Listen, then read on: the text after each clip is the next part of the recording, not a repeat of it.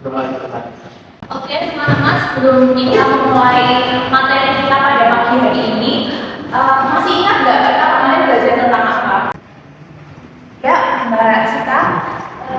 Untuk pembelajaran kemarin itu tentang gizi postnatal. Ya, betul sekali. Kita kemarin sudah belajar tentang gizi postnatal atau gizi ibu setelah melahirkan. Nah, pada kesempatan hari ini kita akan belajar mengenai gizi 1000 APK. Assalamualaikum warahmatullahi wabarakatuh. Hari ini kita akan belajar tentang 1000 hari pertama kehidupan. Berikut uraian subcapaian pembelajaran mata kuliah. Mari kita perhatikan video singkat berikut. 1000 hari pertama kehidupan adalah periode paling kritis dalam kehidupan manusia yang menentukan kualitas kehidupan di masa depan. Mengapa dua anak dengan usia yang sama dapat memiliki kondisi pertumbuhan yang berbeda? Karena pengaruh dari 1000 hari pertama kehidupan yang terdiri dari 270 masa kehamilan dan 730 masa bayi dan balita. Hal ini juga terkait dengan pentingnya pemberian ASI yang telah tertuang pada Quran Surat Al-Baqarah ayat 233 dan Al-Luqman ayat 14. Kementerian Kesehatan Republik Indonesia menegaskan ada 9 pesan inti dari 1000 hari pertama kehidupan. Yang pertama yaitu makan makanan bergizi saat hamil. Kedua, periksa kehamilan rutin minimal 4 kali. Ketiga, minum tablet tambah darah. Keempat, lakukan inisiasi menyusui dini setelah bayi lahir. Kelima, berikan ASI eksklusif selama 6 bulan. Keenam, timbang bayi setiap bulan. Ketujuh, lengkapi imunisasi dasar lengkap. Kedelapan, lanjutkan ASI hingga usia 2 tahun. Dan kesembilan, berikan MPASI mulai usia 6 bulan. Nah, pada periode 1000 hari pertama kehidupan, itu disebut window of opportunity atau justru window of risk. Jika dilakukan intervensi gizi dan kesehatan yang tepat pada saat 1000 HPK, maka akan memberikan manfaat yang besar bagi kehidupan seseorang. Namun, apabila pada masa-masa 1000 hari pertama kehidupan terjadi kekurangan salah satu zat gizi, maka dampaknya akan terjadi di masa yang akan mendatang, seperti stunting, obesitas, penyakit jantung saat dewasa, hipertensi, diabetes, dan penyakit-penyakit lain.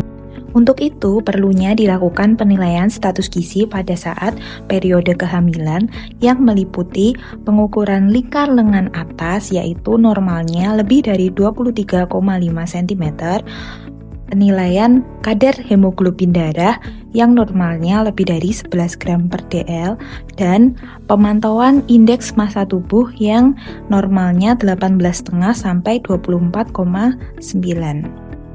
Selanjutnya, untuk indikator status gizi balita, terdiri dari pengukuran panjang badan per usia atau tinggi badan per usia untuk menilai pertumbuhan linier atau tinggi badan anak. Jika skor PB per U atau TB per U berada jauh di bawah standar, ini menjadi indikator utama kejadian stunting atau tumbuh pendek. Yang kedua yaitu BB per U atau berat badan per usia, untuk mengetahui apakah berat badan anak sesuai dengan usianya. Indikator ini sangat sensitif terhadap perubahan mendadak, misalnya karena sakit atau kekurangan asupan. Yang ketiga adalah BB per PB atau berat badan per tinggi badan, menggambarkan proporsi berat badan terhadap tinggi atau panjang badan anak. Nah, saat ini indikator ini digunakan untuk mendeteksi kondisi gizi kurang atau wasting.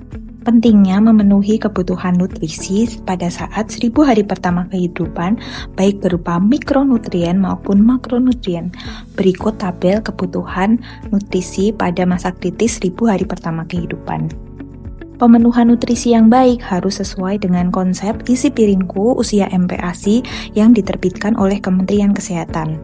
Tekstur MPASI juga harus disesuaikan setiap tahapan usia, yaitu 6-8 bulan yaitu ulek saring, 9-11 bulan yaitu dicincang, dan 12-23 bulan yaitu MPASI keluarga. Demikian pemaparan materi saya hari ini, sampai jumpa di materi berikutnya.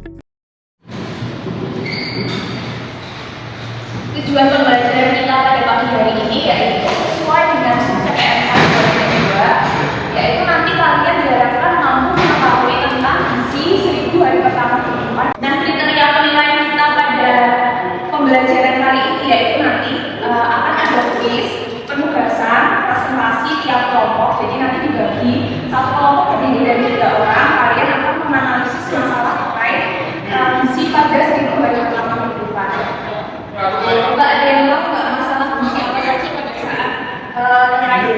hari pertama kehidupan.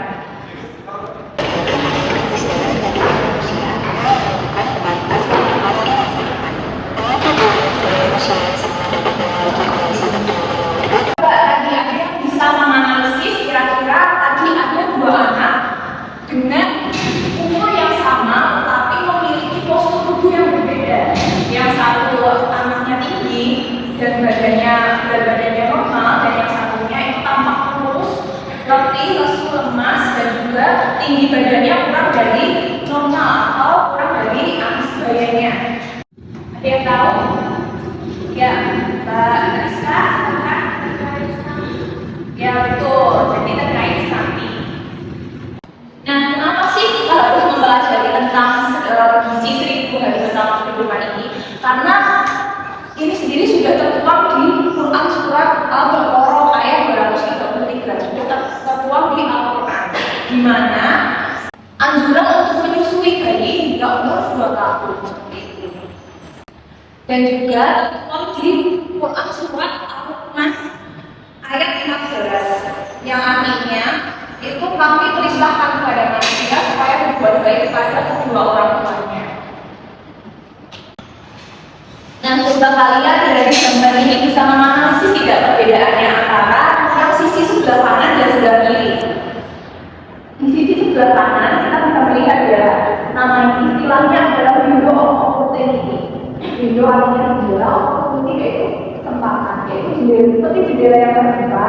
Pada saat 1000 hari pertama kehidupan itu seorang anak itu apabila diberikan intervensi yang optimal, diberikan nutrisi yang adekuat dan cukup makan, kemudian hari itu akan seperti menabung. Jadi kemudian hari dia akan tumbuh dengan optimal, keduanya optimal, memiliki daya tahan tubuh yang bagus dan juga akan memiliki kemampuan berpikir atau otak yang lebih cerdas atau mengatur.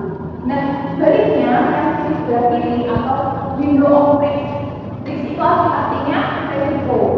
Kita tahu bahwa di saat seperti gambar ini ya, jadi pada saat 1000 hari pertama kehidupan itu seorang anak tidak mendapatkan nutrisi yang optimal, tidak diberikan ASI, lalu tidak diberikan nutrisi yang adekuat, ASI yang memenuhi standar itu pada saat kemudian hari akan menimbulkan resiko yang lebih lanjut, yaitu di masa kehidupan dewasanya timbul masalah-masalah kesehatan seperti anemia. Ada yang tahu anemia?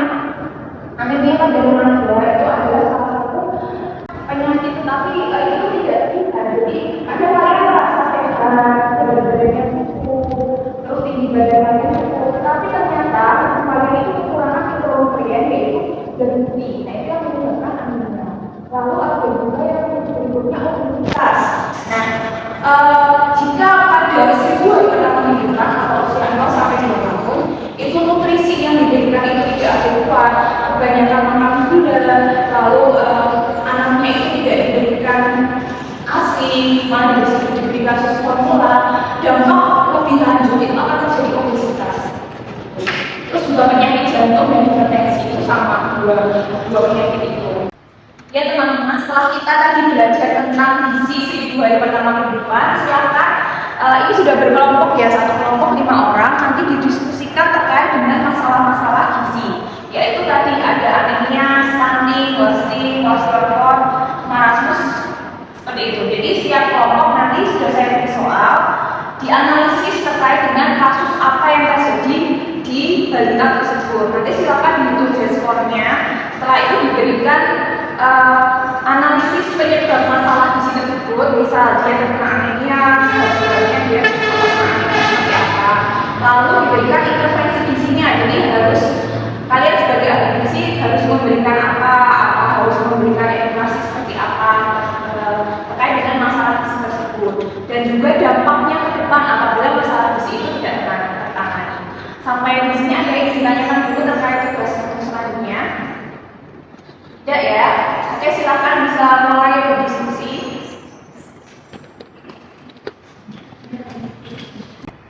Oke, kita evaluasi tentang pembelajaran kita pada pagi hari ini. Jadi tadi kita sudah belajar mengenai 1000 hari pertama kehidupan dan kalian sudah mendiskusikan tentang kasus terkait masalah gizi di 1000 hari pertama kehidupan. Silakan minggu depan bisa kita presentasikan bersama satu kelompok satu. Ada yang ini ditanyakan lagi? Tidak ada. Kalau begitu saya rasa cukup untuk perkuliahan pada pagi hari ini. Kurang lebihnya mohon maaf. Wassalamualaikum warahmatullahi wabarakatuh.